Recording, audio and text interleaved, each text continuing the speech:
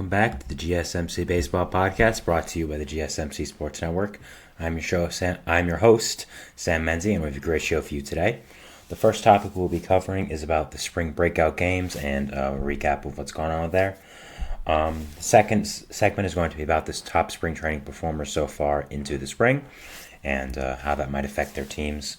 Third segment will be putting MLB teams into tiers and where each MLB team ranks within themselves going into the year. And finally, we'll be talking about just some general news stories and news around the league. But before we do that, I would like to ask you to please like and follow the show. We do get a number of questions from viewers, so to ensure that your question does get read on the air, please use the link gsmcpodcast.net. It really does help the show. It really does mean a lot, so thank you so much for that. And let's get straight into the first segment. So the first segment we will be talking about today is obviously the one I just talked about, which is going to be about the spring breakout games for MLB. Now, the spring breakout games are a new thing in baseball. It was just introduced this year.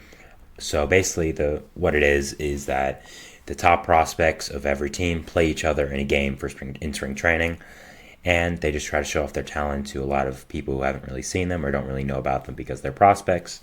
And a lot of people don't really follow prospects that closely, or are their prospects of other teams, and they don't really follow prospects other than their own team. So personally, I think this is a great idea. I always thought it was. When they first introduced it, I was like, sounds great. Sounds like a pretty great idea to market players. I feel like prospects aren't as big of a part of MLB as they should be, and I think marketing them to more casual fans or fans who aren't big into prospects, I thought was a great idea, and I think it was one of the best ideas Manfred had really in his entire tenure. So when these started, I got really excited, and I'm still excited about it. I still think it's a great idea, and I still think it's something that I'm really looking forward to, not only for this year and what's going to keep going on with them, but after as well. So, let's talk about the first games we've had, which were yesterday, of course, and then we're also going to be talking about the games that are happening right now as I'm on live, and some games that should be happening over the weekend. So, the first one is going to be about Cincinnati versus Texas. That was the first one. In the bottom of the first, we had Texas, and their prospect Cameron Cawley tripled, scoring other top prospect Sebastian Walcott to make it 1-0 Texas. We then, in the top of the second, had one of the Reds' top prospects, Cam Collier, hitting a home run to make it 2-1 Reds in the top of the second. Collier was the first-round pick of the Reds very recently, a guy who's not really found his way in the minor league so far. So it's nice to see him succeeding in this breakout game and against other prospects. And he was a guy who was really high of coming out of the draft, so I'm hoping that he can become a really good player and kind of get his stock back up to where it should be. After that, we have, again from the Reds, Carlos Sanchez in the top of the third, hitting a RBI double, scoring 2, and making it 4-1 Reds, which it would end up being the final score. For pitching performances for the Reds, for the Rangers, we're going to start off with them. We had Brock Porter, one of their top pitching prospect, I'd say. He went 1 inning, only gave up 1 hit, only 1 walk, and struck out 2. No runs, so that was really the big one for the Rangers. He had a nice outing. Guy we thought could potentially be traded in the Dylan Cease trade, and he's still there, obviously. So a guy I'm really high on for the future. I think a lot of Rangers fans are looking forward to him. So good job by him to keep it going and perform against these top prospects. For the Reds here for pitching, they had Rhett Lowder go 2 innings in relief. 2 innings in relief for the Reds, giving up no runs and no hits. I think that's really good for the Reds. It's a guy who's drafted very recently, a guy I think is going to be a top pitching prospect in that organization very, very soon, and I think is going to make big impact in the MLB fairly soon, fairly recent. And I think definitely he's a guy to look out for, and if I'm a Reds fan, I'd be really excited that he was doing well in these spring breakout games because, you're playing against other guys who are at your level, guys who are kind of in the same place you are. So the fact that he is succeeding against them is a good sign. Again, same with Brock Porter of the Rangers as well. So anytime you can be good in these games, I think is a really good thing. After that, we have Orioles Rangers, which was yesterday. Obviously, a big one because both teams are doing well in spring training. Both teams have arguably the top two prospects in baseball, which we'll talk about, of course. But first, let's go to the scoring. So, Jack Brannigan of the Pirates hit a sacrifice fly in the bottom of the first to score a run, making it 1-0 Pittsburgh. After that, we had Orioles prospect Judd Fabian, who was part of that young hitting core. One of the top guys there as well. So another guy who has been shining through. He also had a sacrifice fly to hide the game up 1-1. After that, a balk actually was scored from Garrett Forrester. He scored on that to make it 2-1 Pirates. And Mitch Jebb hit a sacrifice fly to make it 3-1 Pirates, where it would stay. And that was it for scoring with that game. Nothing else really happened. It was kind of not very exciting with hitting wise, but I think one thing you have to look at is pitching. It was very exciting pitching wise. You of course had Paul Skeens pitching for the Pirates, the first overall pick from this year. What is there to say about Paul Skeens that we haven't said already? Just an electric guy with one of the best fastballs in the minor leagues. I made a short about it last night as well, that he threw 6 100-mile-per-hour pitches to start off the game. So, he started off really, really well. And, if you're a Pirates fan, you have to be so excited about this guy. He's not making the MLB roster to start the year, but I think he's definitely going to come up toward the middle of the year, be a guy who really competes for this Pirates rotation. There's really no competition with him in there because they kind of are struggling in that regards with pitching. So, definitely a guy I'd look out for if you're a Pirates fan, of course. He's the first overall pick for a reason, one of the greatest pitching prospects of all time, one of the greatest college pitchers of all time. So, it's very exciting that he's doing well in the major leagues. And, definitely looking forward to him if I'm a Pirates fan. Other than that, we have the Orioles also pitching. We had Kate Popovich, one of their top prospects. Didn't do great. Only he went 3 innings, giving up an earned run and 2 walks. Not great, but I think he still has a ways to improve. This guy I think is one of the Orioles' top pitching prospects. Obviously, they don't have many top pitching prospects. It's mainly hitting based right now. So I think you really want this guy to improve and be better and be a big part of your future. So you definitely want to see better outings than that. But again, it's only spring training, and I wouldn't take it with a huge grain of salt. Yes, it's exciting if someone performs well, but if someone doesn't, I don't think you take it with such a huge deal. So, definitely not something to worry about. Right now, we have going on the bottom of the 6th, so the game's about to end. Marlins, Cardinals versus each other, their prospects. Just for a little summary so far, Victor Scott for the Cardinals walked to score on a run to make it 1-0 Cardinals. After that, we had Troy Johnston hit a single for the Marlins, making it 1-1. Griffin Conine homered to make it 2-1 Marlins.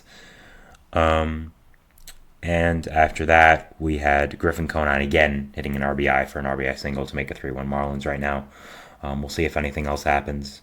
But, that's what's going on with them right now. So, good job by the Cardinals' young prospects to get on the board there with Victor Scott's walk, get the bases loaded for that to happen. And good job by Griffin Conine and the Marlins prospects to get it going. We don't hear a lot about the Marlins hitting prospects, probably for a good reason. I'm not very high on them either, but, you always want them performing well. So, definitely a good job of the Marlins prospects there.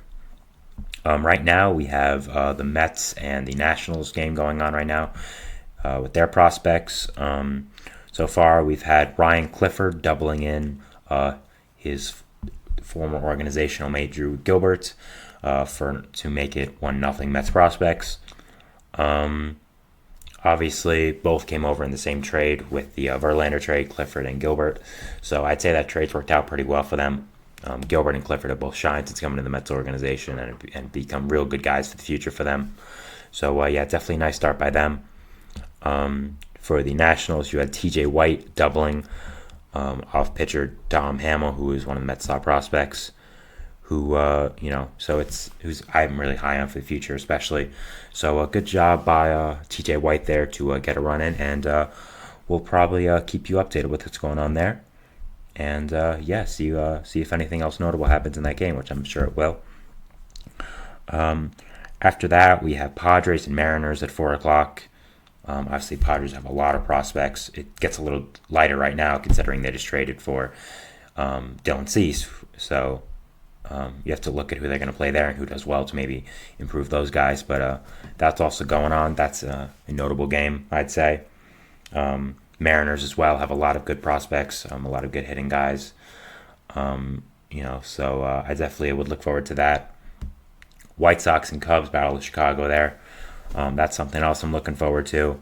There's a lot of good prospects there in that game. I think both teams have relatively good farm systems. White Sox farm system's probably a lot better now with the Cease trade. I don't think those guys are going to be playing because it is very soon, but still a farm system to watch.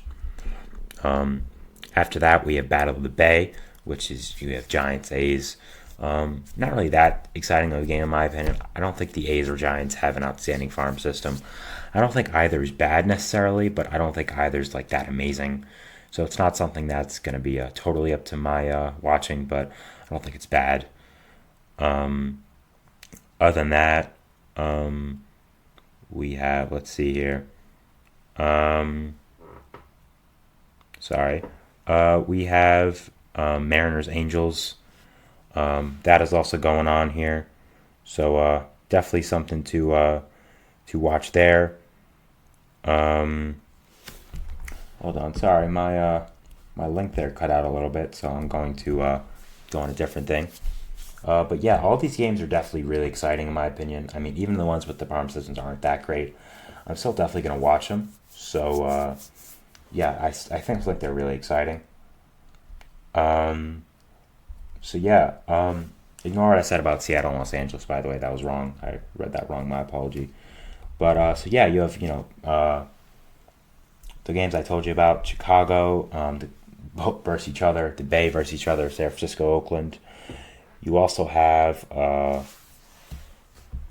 some games tomorrow, which I'm going to talk about most likely on the Monday show. We have a good amount of prospects facing each other. We have Atlanta, Boston. Two teams I think have okay farm systems, not that great. Actually, I would say Boston has a better farm system, actually. In a lot of ways, I think they have a lot of good guys like Cedeno Rafael, Kyle Teo, Marcelo Mayer. So those are guys I really like in their system. Braves aren't that good, but they're not. It's not horrible. They always find a way to make kind of mediocre guys become really good prospects. So definitely a nice game there. Philly, Detroit, kind of mediocre farm systems there. No one too notable to talk about. After that, you have New York, Toronto. Obviously, a lot of good prospects there. I'd say Toronto has a lot of good of them. New York definitely has a lot of good ones. So that's someone to watch. Tampa and Minnesota. Both have good prospects in their organization, I'd say. Both are pretty good. Nothing too notable there. And then, of course, Ohio, you have Cincinnati versus Cleveland, Arizona versus Colorado, and LA versus LA, and the Dodgers and Angels. All are notable games. And, of course, on Saturday, we'll be having the Dodgers versus the Kiwoom Heroes in Korea for an exhibition game, which would definitely be fun. We got a lot of these prospect games going on over the weekend. I'm definitely going to talk about them on the Monday show, assuming no crazy breaking news happens that day. So definitely going to be watching, and definitely we'll talk about it then. And I'm super excited to see what goes on with these prospects here. So we're going to take a break here, but after that, we're going to go to our second segment, which is going to be about the top spring performers so far. These are guys that have obviously done really well in the spring, and they maybe have a chance to make the roster now when they might not have had a great chance before. So definitely excited to talk about these guys and what's going on with them. So we'll talk to you after that. So thanks.